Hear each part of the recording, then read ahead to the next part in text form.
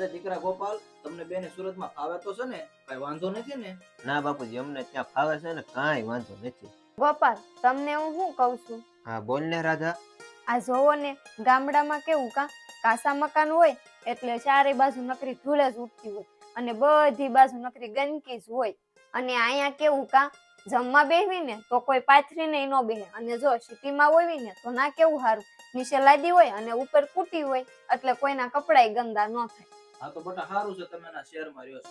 આમ ગામડામાં રહેવું ને અહીંયા તો ધૂળ ને ઢેફાન બધું હોય અહીંયા. અરે રાધા ભાભી, બાપુજીનું જરાય તમે ખોટું ન લગાડતા. તમે નવા પહેલી વાર ગામડે આવ્યા છો ને એટલે એવું લાગે, પછી તમે ટેવાઈ જશો ભાભી. પણ બેન, મને તો એવું લાગે છે કે રાધા ટેવા છે ને, આ તો લગ્ન ગાળો પૂરો થઈ જશે અને અમે પાછા સુરત વયા જઈશું. અરે બટા, એમ ક્યાંથી લગ્ન ગાળો પૂરો થાય? હવે જેને ખેતીનો ખ અને ગામડાનો ગ ની ખબર ન પડતી હોય તો એમ ન જાય. જ્યારે ખબર પડશે ને ત્યારે જાય. આ તો અહીંયા જાણી જોઈને આવ્યા છે. આમ જોતો ખરા શરીરમાં સાંભળું નીચરું સાંભળું. આ તો લગ્ન ગાળો હાલે છે ને એટલે અહીંયા ખોરાક લેવા આવ્યા છે આવડા. જ્યાં સુધી હારા નહીં થાય ને ત્યાં સુધી જાહે નહીં. અને ઓલું ઇંગ્લિશમાં ઓલું ન છે, શું કહેવાય ઓલું, ઇમ્યુનિટી. અરે બાપુજી, એને ઇમ્યુનિટી ન કહેવાય, એને ઇમ્યુનિટી કહેવાય. તમે બધા સમજી ગયા ને? હા બાપુજી. તો બસ. અને બટા, અમને આ કઈ થાય ને તો અમે ધૂળનું ટેપું લઈને સોળીને ચોપડી દેવી એટલે સારું થઈ જાય. અમારા ધૂળના ટેપારે તમારી ઇમ્યુનિટી ન આવે. હે બાપુજી, એટલો બધો પાવર હશે આ ઢેફામાં વળી?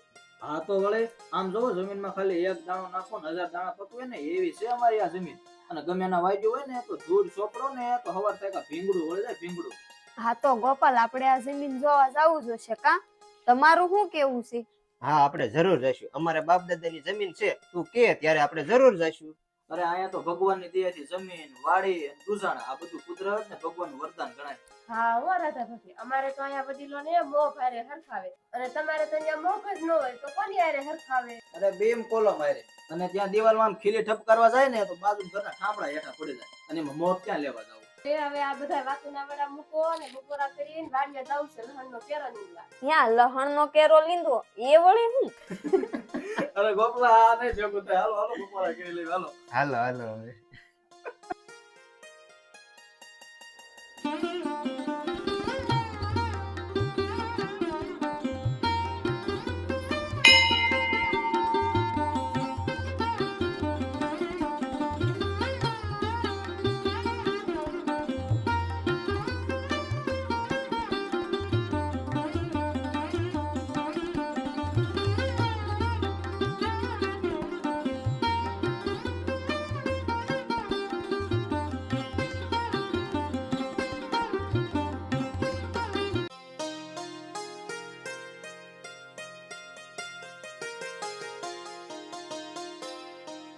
લે ભાઈઓ, કેમ છો? મજામાં છો ને? હા હો રાધા ભાભી, મજામાં છું. હા ભાભી, તમે કેમ છો? મજામાં હો. સુરત થી ક્યારે આયા તમે? 2-3 દિવસ પહેલા આવ્યા. એ સારું ભાભી, હવે કેટલા દિવસ રોકાવાના છો? કાંઈ નહીં, જો ને લગ્ન ગાળો પૂરો થઈ જાય ને એટલે પછી તરત રહ્યા થાય. સારું તો તમે આજ મંદિરે સેવા કરવા આવ્યા છો ને તો સેવા કરો. મારે જાવું છે વાડીએ તો હું જાઉં છું. સારું ભાભી. અરે ભાઈ પ્રિતેશ, આ રાધા ભાભી ના સંસ્કાર તો જો, શહેરમાં રહે છે અને ગામડે આયા તો મંદિરે પેલા દર્શન કરવા આયા. હા ઓ ભાઈ, અને બીજાની ઘોડે જરિયા એ બીમાર નહીં. હા હોય, બીજા તો બધા શહેરમાં રહેતા હોય ને, ગામડે આવે ને આપને બોલાવે પણ નહીં. અને રાધા ભાભી ને જરાય અભિમાન નથી. હા માધવભાઈ, તમારી વાત સાચી છે.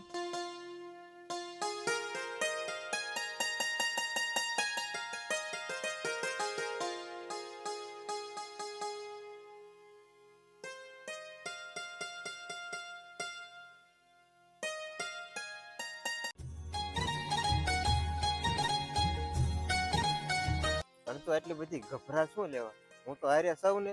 પણ મેં તમને કેટલી વખત કીધું કે મને આ વાડીના કામ ન આવડે, એટલે તમારે છે ને મને ખોટો ફોર્સ નહીં કરવાનો. અરે નો શું આવડે?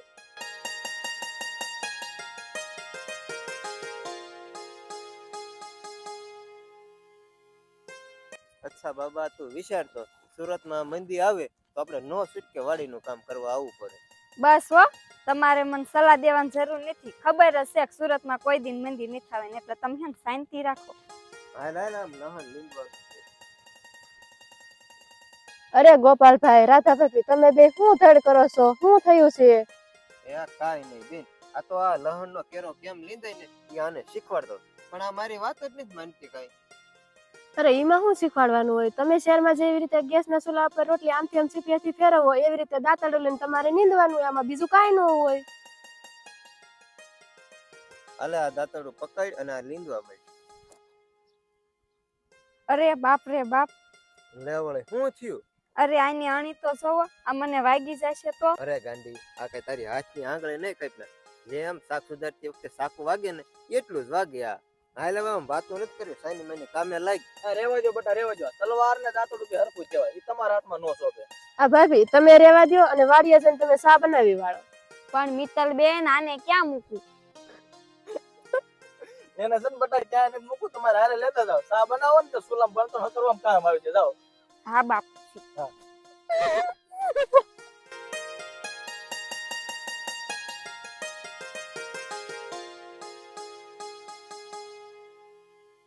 અરે બટા તું જોતો ખરો, આ શું કરશો તું? શેર મારીને તું હાવ વાડીનું કામ ભૂલી ગયો છો હું?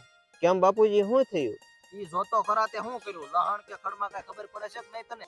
લે બાપુજી, ખબર તો પડે જ ને. ઈ જોતો પેલા તું લહણ ઉપાડી નાખ્યું તે. અરે બાપુ, એવું જ કેરા ખાયલા રાખે. રેવા દે તાર લહણ નથી લીધું, તું બધું કહી નાખી તમને. હાલ તને વાડીમાં આટો મારો લઈ જવાય. હાલ બટા હાલો, તું હાલ. હાલો હાલો.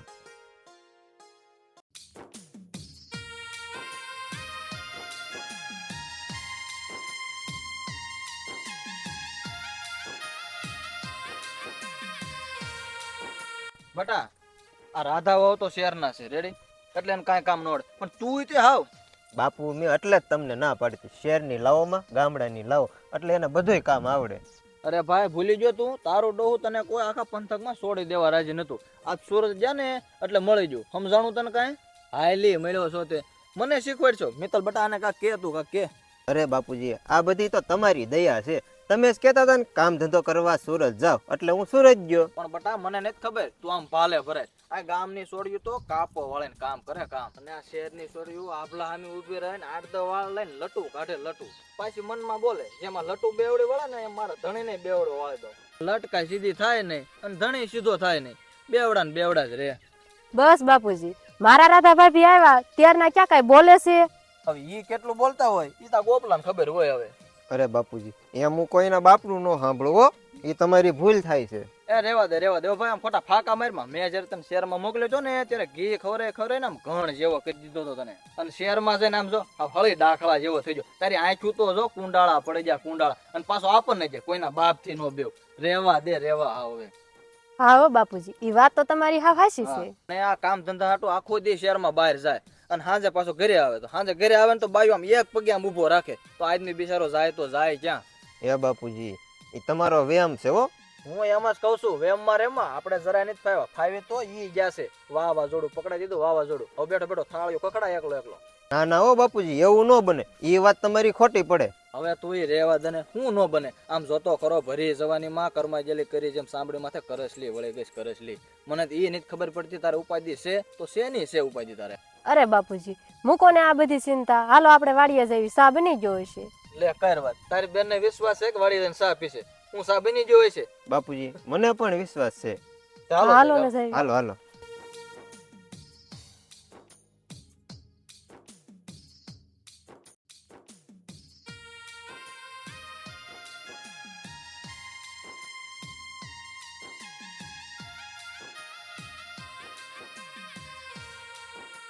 એ રાધા, તું શું કરશો કે હજી સાય નથી બનાવ્યો? પણ આમાં ક્યાંથી સા બને? મન ચૂલો હળગાવતા નથી આવડતું. એ તારી જીભથી સુલો હળગાય એટલે હળગી જાય. આ જીભથી ઘણાયના ઘર હળગી ગયા છે. કા બાપુ? લે આ તમે કેવી વાત કરો છો? જીભથી ક્યાંય ચૂલો હળગે જોયું છે? એ આ જીભથી આખા ગામ હળગી ગયા છે. હાલ ઊભી થા, તને આમ નહીં આવડે, હું હળગાઈ દઉં. લે જોઈ લે. તારે સા પીવી હતી ને પી લે. હવે તને ટૂંકમાં કહું, આ સુલાઈ થી લઈને ખેતર લગીને બધા કામ આપણે બાપ દીકરીને જ કરવાના છે. આમાં તું સમજી જા બટા. એ બાપુ, અત્યારે છે ને આ બધી વાતો મૂકો. એ નો આવડતું હોય તો આવડી જશે. મને અત્યારની ચિંતા નથી બટા, આવનારી પેઢીની છે. તું જોજે, આમ જરાય હાથ રાખવાળો થાય ને તો 7 વાર શેમ્પુ ને સાબુ નાખીને આમ હાથ ધોવે. જો તું ગોપાલ ને જો બટા, તું જો. અરે બાપુજી, આને કેરોસીનનો દીવો કરવો હોય ને તોય આખું બાકસ ખૂટવાડી દે, તોય દીવો તો આનાથી થતો જ નથી. પણ બટા એટલી તો ખબર પડે કે ન પડે? બાજુમાં ચૂલો હળગે છે તો દીવો આમ કરીને અડાડી દો તો દીવો ન હળગી જાય? હાલ બેટા ગોપાલ ઉભો થઈ જાય, બેન સા બનાવી નાખશે, તું ઉભો થઈ જા. એ હારું હાલો બાપુ. એ 2 રોટલા કરે ને તો એટલો ધુહાડો થાય ને કે પાડોશીને પણ ખબર પડી જાય કે આના ઘરે આગ તો નથી લાગી ને. અરે રાધા ભાભી, તમે ખોટું ન લગાડતા, હું તમને નથી કહેતી હો. હરખ ફુદુડા થાય ને ગામડે આવે, ગામડે આવીને વાડીએ જાય અને કુવે જઈને ફોન કાઢે, ફોન કાઢીને આમ ફોટા પાડે અને આમ ફોટા પાડે, અને ઈ પાછા ઓલા ફોટા ઓલામાં મૂકે, ઓલું શું કહેવાય, ઇન્ટરનેટ. અને ઈ પાછું ફોટા અપલોડ કરે અને એમ કે કોમેન્ટ કરજો આ કુવામાં કેટલું પાણી છે. તો એને કહેવાય કૂવામાં ઠેકડો મારો તો ખબર પડી જાય કેટલું પાણી છે. અરે બાપુજી, આપણા ગામના ઓલા કલ્પની નો રહ્યા, એ શહેરમાંથી અહીંયા ગામડે આવ્યા હતા, તો એના ઘરનાને લઈને વાડી આટો મારવા ગયા, તો એ ક્યાંકથી ડાભોળિયા સોટાડીને આવ્યા છે, તો એને એમ થયું કે મને કોઈક ભાલાની અણિયું મારે, આવું થઈ ગયું. બોલો બાપુ, એમાં એને પેલા દવાખાને લઈ ગયા, પછી ડોક્ટરે શું કીધું ખબર છે કે તમે પેલા કપડાં બદલાવી નાખો એટલે બધું સારું થઈ જાય. અરે બાપુજી, પેલા સા પી લો નકર ઠરી જશે. હા, સા તો પી લેશું, પણ આ હવારના ઠોસરા પડ્યા છે. ભાભી, તમે ઉટકી નાખશો કે હું ઉટકી નાખું? ના ના મિત્તલબેન, હું ધોઈ નાખું છું. પાછી જોઈજો હો, અહીંયા લિક્વિડ નહીં હોય કે 2 ટીપા પાડી દો ને વાસણ ધોવા જાય, અહીંયા તો ધૂળથી ધોવા પડશે ઠોસરા. બસ હો, તમે હવે મને બહુ સલાહ આપો માં, હું ગમે એમ કરીને વાસણ ધોઈ નાખીશ.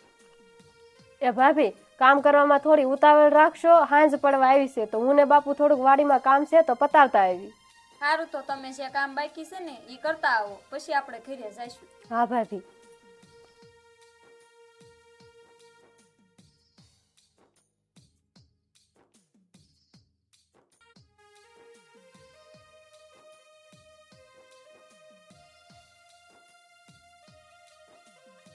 હું હતું બધું બાપુજી ને મિત્તલબેન ની સામે, શહેરની આમ હોય ને ગામડાની આમ હોય ને, હું હતું હવે મન કયો.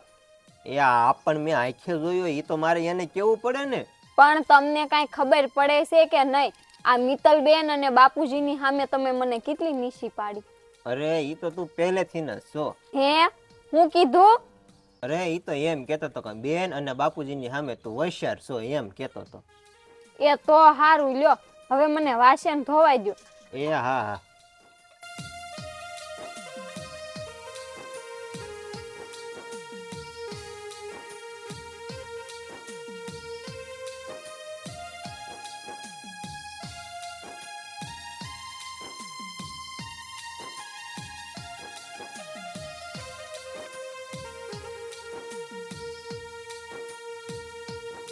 હે બેટા, તને શું લાગે છે આપણે ત્યાંથી વી આવ્યા પછી આ રાધાઓએ ગોપાલને ભારે ઉતરો લીધો છે હો? તને શું લાગે છે? હું બાપુ, તમે વાત કરો છો? આપણે તપેલીમાં શાક મૂક્યું હોય તો તપેલીમાં જ વરાળ નીકળે ને, કે બીજે વરાળ ન જાય. હું બાપુ, તમે સોખવટ કરો છો, સમજી જાવ ને. હવે તું જોજે બેટા, આપણે ઘરે જ આવી ને ત્યારે જોજે હાણસીન, તપેલીન, શીબાન, કાસરોટ ને બધું ઉલળવાનું છે, જોઈજે તું. ના ના બાપુજી, એમ તો ગોપાલભાઈ બધું સંભાળેલી છે. અરે હું સંભાળે, એકાદો ઘા આવે તો સંભાળે, આ તો એક હામટું આવે છે, મોઢા હોય છે દે મોઢા. ઈ બધું તો ધણીના હાથમાં હોય કે બાયુને કેમ રાખવી. બાપુ, બાયુ ધારે ને તો ધૂળમાંથી ધાને કરે અને નકર ધાનમાંથી ધૂળ કરે. એ વાત તારી બેટા હાવ સાચી છો. બિચારો ગોપાલ ગોપાલ. હા તો મિત્રો, તમને અમારી આ સ્ટોરી પરથી એ શીખ મળે છે કે તમે પૈસા કમાવા ભલે ગમે ત્યાં જાઓ, પણ આપણા ગામડાની સંસ્કૃતિ અને રૂઢિ ક્યારેય ભૂલવી નહીં. જય માતાજી.